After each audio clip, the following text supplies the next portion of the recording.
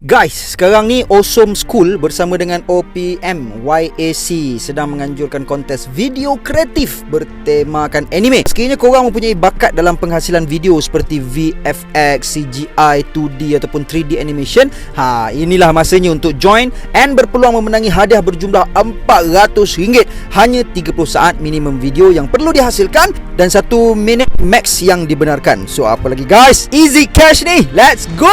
Dan sekiranya korang berminat nak join kontes ini, aku letakkan link dalam description dekat bawah. Alhamdulillah, ribuan terima kasih diucapkan kepada Mugiwara Fishing yang telah hadiahkan untuk Kimi Scoverto RM6 dengan komen, adakah yang terjadi kat Whitebeard semasa peperangan di Marineford ada kaitan tentang dirinya ketika di God Valley? Saya maksudkan, adakah Whitebeard pernah berkhianat terhadap Rock dan tindakan yang dilakukannya tu telah berbalik kat dirinya sendiri di Marineford? Mungkin masa tu Rock sempat melafazkan lafaz terakhir kat Whitebeard. Percayalah, apa yang kau buat kat aku sekarang akan juga terjadi benda yang sama kat diri kau satu masa nanti. Ini hanyalah sekadar teori dan teori semata-mata. Seterusnya daripada Wiper29 dengan sumbangan sebanyak RM6 juga. Thanks untuk semua info One Piece dari Bro Kimi. InsyaAllah jazakallah khairan kasiran guys. Dan kepada korang yang nak sumbangkan kepada channel ini, nak bagi hadiah kepada kita orang, aku ucapkan ribuan terima kasih sangat-sangat. Semoga Allah SWT mudahkan segala urusan korang dunia dan juga di akhirat. What up gang, Malaysia, Indonesia, Singapura, Brunei. Assalamualaikum, it's your boy Kimi Scoverto and welcome back to my channel yang semestinya hanya akan borak berkenaan dengan One Piece. Alright, next jom kita pergi ke muka surat 2 dan ketiga pula. So seperti yang diarahkan sebelum ini, semua folder telah pun berundur dan meninggalkan hanya Rear Admiral dan Vice Admiral sahaja yang mengepung pasukan Mugiwara Pirates. Dan dekat sini kita boleh tengok beberapa barisan Rear dan Vice Admiral seorang pegang senapang gajah. Lepas tu yang ni aku rasa Doberman kot, sambil menggenggam pedang dia kan. Dan kita ada seorang lagi dengan janggut yang panjang siap pegang senjata kat atas kepala dia. Dah macam Ultraman dah. Lepas diorang mengungut-ungut pasal Bonnie menikam Saturn dekat situ. Saturn sendiri bagi tahu yang sebenarnya kalau dia nak, boleh je dia elak serangan Bonnie tu. Dan mata Saturn macam glowing sikit, membuatkan Bonnie seakan-akan terpukul dengan kuat dan tercampak sedikit ke belakang dan disambut Saturn dekat situ. Dan Sanji datang untuk membantu, namun Sanji pun terkena serangan halimunan Saturn yang masih lagi misteri itu. Dan Saturn pun cabut pedang Bonnie dan ternyata tubuh Saturn yang berdarah dan terluka immediately sembuh. Dan bukan itu sahaja, darah pun hilang.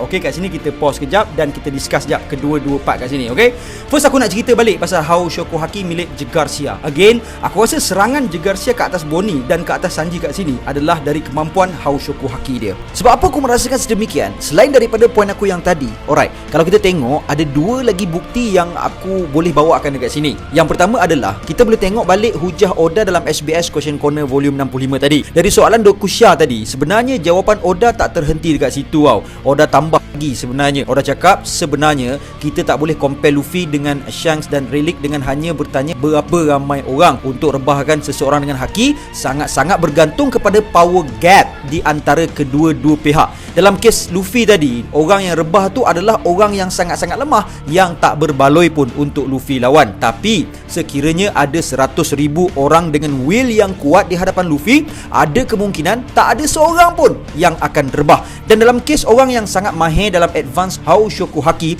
diorang ni boleh untuk knock out beberapa orang yang disasarkan walaupun dalam khalayak yang ramai. Jadi kat sini kita faham bahawa Sen Jegarsia Saturn merupakan advance Hao Shokuhaki user, di mana dia mampu untuk target Marine yang lemah dalam chapter sebelum ini. Dan mungkin kali ini untuk kes Sanji dan Bonnie pun sama. Jegarsia telah mensasarkan Hao Shokuhakinya ke atas mereka berdua, ataupun dalam hujah yang kedua mungkin Rear Admiral dan Vice Admiral yang berada di sekitar Jegarsia tidak turut rebah adalah disebabkan oleh penyataan Dr. Fishbonen dalam chapter 594 muka surat 7, di mana Fishbonen menyatakan bahawa semua Marine yang menyandang jawatan Vice Admiral ke atas mempunyai kemampuan haki. Jadi berkemungkinan disebabkan itulah Vice Admiral yang berada mengelilingi Mugiwara Pirates di sana tidak turut rebah. Dan momen yang menunjukkan Sanji dan Bonnie knock out di chapter ini menunjukkan betapa besarnya power gap di antara Jegarsia dengan Bonnie dan Sanji. Kemudian momen Sanji kena knock out begitu sahaja dengan Sen Jegarsia Saturn juga menarik untuk dibincangkan pada pandangan akulah. Sebagaimana yang kita semua sedia maklum, Sanji is a girl lover. Apabila tiba masa dia untuk menyelamatkan wanita, dia akan go all out. Okey, itu satu. Ditambah lagi dengan upgrade yang Sanji dapat semasa Onigashima War sebelum ini, kita dapat melihat pedang Queen pun patah masa Queen attack Sanji. Tapi kali ini tidak. Sanji terus dihantam dengan kuat dan Sanji telah memuntahkan darah dari mulut dia. Lepas tu kita boleh tengok satu scene ni di mana para Vice Admiral mula mengorak langkah untuk menyerang. Namun kita boleh melihat kewibawaan Gorosei Senji Garcia Saturn yang mungkin sudah sangat-sangat berpengalaman dalam peperangan, bijak mencaturkan situasi dan kedudukan. Sungguh pun musuh di hadapan dia boleh dikatakan semuanya telah rebah, dan kita juga boleh melihat ketenangan dia dan sikap tidak memandang rendah kepada musuh, di mana dia faham ketika Kizaru minta MC untuk beberapa ketika lepas kena beduk dengan Luffy kan. Okey, berkenaan pertarungan Luffy menentang Kizaru pula, pada pandangan aku agak kurang adil kalau kita nak cakap pertarungan Luffy versus Kizaru adalah seri. Sebab sebelum ini, sebelum Luffy menentang Kizaru, Luffy telah pun bertarung dengan Lucci, dan pertarungan menentang Kizaru ni pula, Kizaru kurang memberi tumpuan untuk menentang Luffy. Kizaru lebih kepada nak cepat selesaikan misi dia untuk membunuh Vegapunk. Jadi kalau Luffy dengan Kizaru bertarung dalam situasi one by one dalam satu ruangan, mungkin keputusannya akan jadi berbeza. Ke korang ada pendapat lain? Cuba korang komen sikit, aku nak baca. Alright, seterusnya kita beralih ke arah scene Franky menyelamatkan Luffy dan dialog Je Garcia yang mengatakan, "You guys are the kind of pirates who stick together." Alright, kita pergi ke part Franky selamatkan Luffy dulu. So, aku ada baca di ruangan komen YouTuber luar negara yang mana komentar-komentar dekat sana mula membandingkan Franky dan Sanji. Pada aku, kegagalan Sanji menyelamatkan Bonnie dan kejayaan Franky menyelamatkan Luffy adalah dua perkara yang berbeza. Untuk Sanji tak nampak serangan yang dilancarkan oleh Je Garcia. Jadi disebabkan itulah dia terkena serangan direct dari Je Garcia. Yes, I admit Sanji for sure ada Kenbun Shokuhaki. Kalau tak adalah dia boleh elak serangan Katakuri masa dekat Whole Cake Island sebelum ni kan. Cuma situasi Sanji pada masa tu sama macam situasi Luffy masa menentang Scratchman Appo. Sungguh pun Luffy dah ada advance Kenbun Shokuhaki, tapi Luffy still terkena serangan daripada Appo. Kemudian untuk Franky pula, serangan yang cuba dibuat Je Garcia ke atas Luffy adalah bentuk serangan fizikal, dan Franky nampak serangan tu datang. Manakala bagi pihak Je Garcia pula, dia tak bajet yang Franky pun boleh memanjangkan tangan dia dan menolak Luffy. I mean menumbuk Luffy kat situ kan. Franky ni pun tak boleh ke kau buka tangan kau tu elok-elok kan. Dia masa nak tumbuk tu dia pergi, lepas tu buka lah tapak tangan tu. Ni kau bagi strong right kan member tu. Macam dendam lama je. Maksud aku bukan nak apungkan Sanji ke apa It just my thought je lah.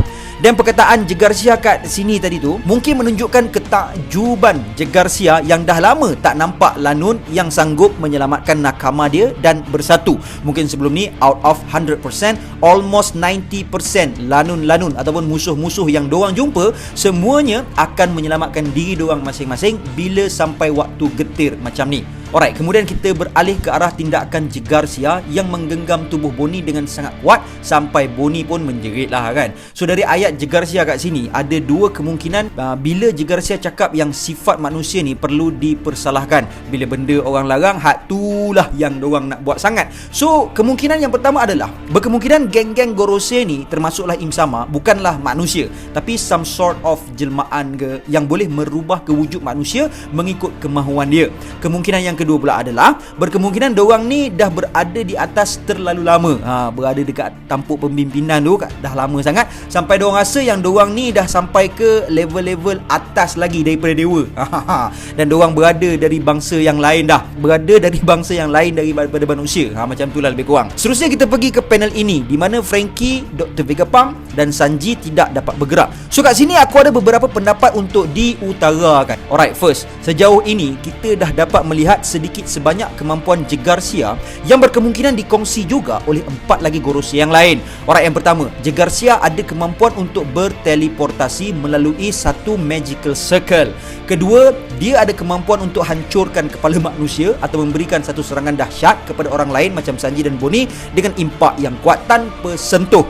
Kemudian dia mampu untuk berubah jadi sosok yang selamat untuk kita katakan sekarang ini Ushi Oni, dan dia juga ada kemampuan untuk lock opponent opponent dia melekat ke tanah menggunakan satu mystical force yang kita masih lagi belum tahu apakah bendanya itu. Dan untuk perkara itu, selamat juga kita katakan kekuatan tersebut datangnya daripada Devil Fruit si Saint Jegarcia Saturn tu. Sebab Vegapunk sendiri ada komen pasal kemampuan Jegarcia tu, kalau dia tak gunakan teknologi, sudah tentulah itu adalah dari kemampuan Devil Fruit dia. Alright, pendapat yang lain yang nak aku share kat sini adalah berkenaan cara untuk 3 watak ini survive daripada dipin oleh Saint Jegarcia Saturn kat sini. First, Vegapunk, mungkin dia dengan mudah untuk menggunakan teknologi teleport dia untuk keluar daripada situ. Manakala si Sanji ni pula, aku ada wild theory sikit. Sebab sebelum ni kan, kita pernah tengok antara serangan Ultimate Sanji dinamakan berdasarkan nama Iblis, Diaba Jamba dan Ifrit Jamba. So pada pandangan aku, dengan kemunculan dan sosok Jegarcia yang boleh juga kita katakan sebagai jelmaan Iblis milik kepercayaan Jepun Barat, jadi sedikit sebanyak in term of fighting, sepatutnya diorang ni sangat sepadan sekiranya Sanji ini bertarung dengan Jegarcia. Bukan maksud aku Sanji dengan Jegarcia ni sama level, tapi gaya bertarung Sanji dan sosok Jegarcia match each other. Cuma dari segi power scaling Jegarcia versus Sanji tu, aku still tak berani nak cakap. Sebab kalau betul lah serangan Jegarcia ke atas Sanji dan Bonnie tu adalah serangan daripada Hou Shokuhaki Jegarcia, maka seperti menurut hujah SBS Question Corner volume 65 tadi, power gap di antara Sanji dan Jegarcia sangat-sangatlah jauh, sampai Sanji pun knocked down by aura Hou Shokuhaki Jegarcia.